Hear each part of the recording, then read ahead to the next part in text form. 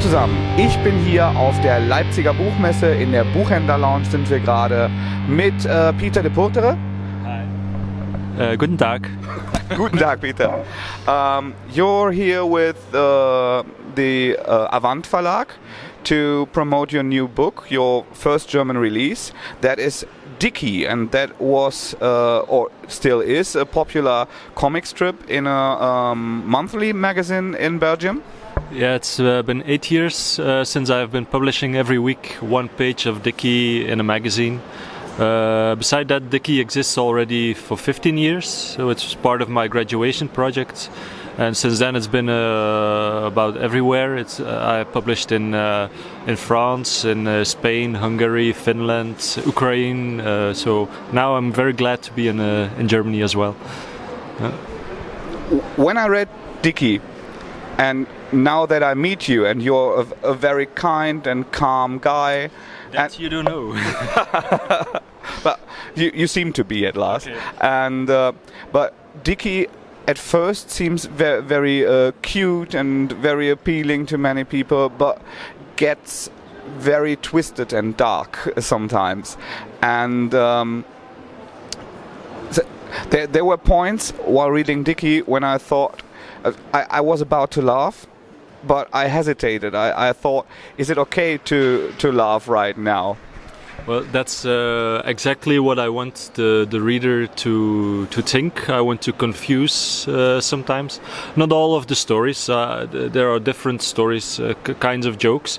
You have like the shit jokes and the easy jokes, but then again you have some jokes where you have to think twice and where I touch like problems in the world. So where it's not permitted to things you can't always laugh with, but I laugh with everything anyway. I'm not really scared to offend people because I think I offend everybody in my comics. In the comics of Dickie, everything goes wrong, mostly for Dickie, but Dickie can be anyone, so he can be an astronaut or he can be a cowboy or whatever he does. He's always the loser. And sometimes I put him in situations that are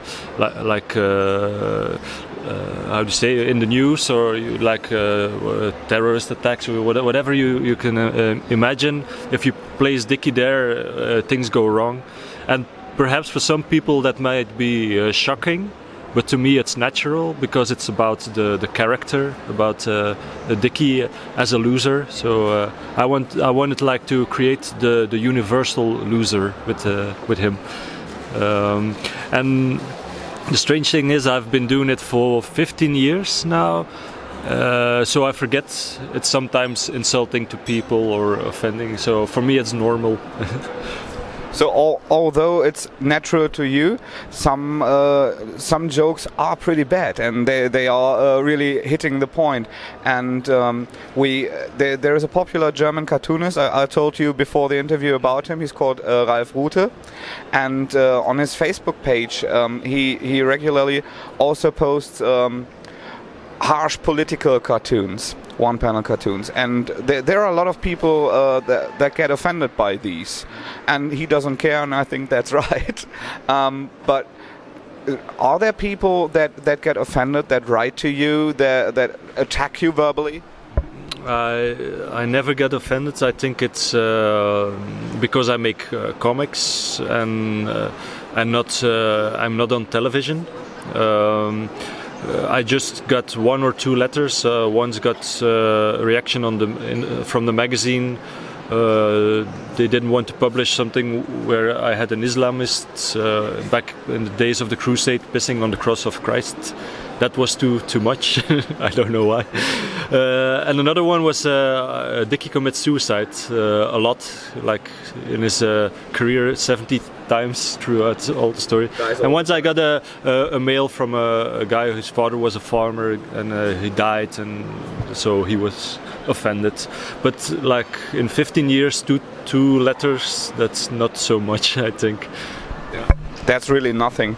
Yeah. And I don't know, if that is because you're from Belgium and comics may have another standing there with people reading it? I think we have a rich tradition. We have Kamahurka and we have all sorts of cartoonists who can go very far. We have magazines like we have one magazine called Humo where I started, and the humor there it's only in Belgium that's possible to do things like that, and perhaps that's why I think it's normal to write stories like I do. I don't feel like I cross many lines, but apparently maybe it's also because of the drawing style, because of the innocence. Maybe people don't really get it, so, or think it's for children. So the people who would normally get offended by my comics don't even read it because they think it's for children. I don't know, but I must say I'm not so much of a hero. If there would be like 4 terrorists over there with their Kalashnikov, maybe I would talk differently. But for the moment, I think I can do anything. I can insult any. I don't feel like I insult people. I insult my character. I insult Dickie. So that's how I feel about it. There's a German comedian and TV show host. His name is Harald Schmidt, and he once said he got people offended all the time. That was his profession, and he once said, "I think I can make fun of everything, as long as I don't forget to make fun of myself." Yeah, I think that's true. I don't take myself too seriously even as an author. You might have. I think he's very right. I think people are far too serious, and I think when I look at the human species, I see a lot of arrogance. I see people thinking they are very important, while we're not. We're all just small ants crawling over the earth. That's about how I look at human species. And I want to mock with the arrogance of people. I think it's what I do. And this is how I got Dickie, and this is how I enjoyed it, because everyone gets his laugh at it. So it's not only Muslims, it's Christians as well, and it's not only women, it's men and chauvinists as well. So you're not taking sides. Everyone gets pummeled, and Dickie is the fun thing about Dickie is he wants to do stuff. He wants to eat something. He wants to have sex. And he doesn't think through it. He doesn't think strategies, but takes the easiest way. So he's lazy and sometimes stupid as well. So maybe there's a little bit of Dickie in every one of us. Do you have it yourself? Of course. That's the nice thing, that you can relate to the character because you recognize it. You recognize your own lowest. How you say, drift is the Dutch word. Your urges. Yeah, instinct. Your instinct, like it's the way we would all act if we didn't get any education, if we didn't just be selfish and take everything and go.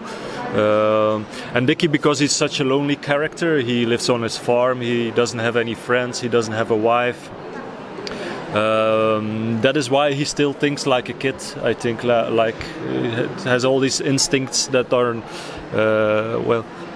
he can't temper them, or he can't. But the thing is, I don't really think about it, and he exists in my mind. When I draw him, I know exactly what he's going to do. It's something I reflect about while talking to journalists. But in my head, it's all clear. But I think you're right that maybe Dickie is really inside of me. It's really the way I would want to think, or I don't know. Inside of me as well. But the first Dickie book is released now. It's a collection of the first 3 books. It's a beautiful hardcover published by Avant. Is there any more Dickie coming up in Germany? Well, I've been doing the comics since 15 years, so I have over 600 pages now. So there will for sure be a next second one.